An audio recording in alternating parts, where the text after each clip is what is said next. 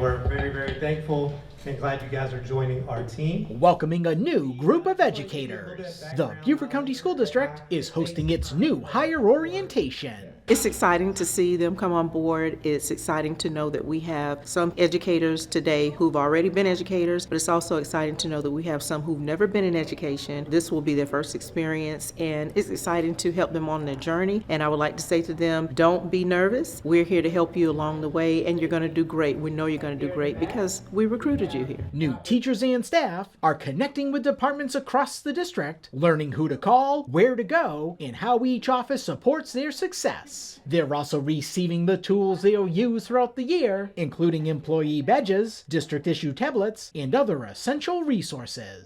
The technology crew, they go over important facts that they will need to know and how to log in and the different platforms that they'll be using throughout their position. After that, our HR team will come in and go over important information that the new hires will know about how they will receive support from the HR department on how they will help them to grow, how they will help them be safe, and how they will help them to be supported throughout their role here. Some of these educators are former Beaufort County School District graduates, while others are joining from across the state and country. Well, I graduated in 2009 from Battery Creek High School right here in Beaufort, South Carolina, and it's just been a pleasure and an honor to just be back, in the community. I am coming from Clover School District in Clover, South Carolina, where I was a teacher for the deaf and hard of hearing. Coming from Denver, Colorado, I'll be moving here, obviously, to Beaufort, South Carolina. My family is actually in Charleston, so I'm a graduate of Clemson University. Being able to come back home is something that we've always looked forward to, so being able to come back to family and being closer to raise our 4-year-old daughter. While there's lots of information being shared, the orientation is designed to build confidence and make sure the new hires feel prepared as they head into the school year.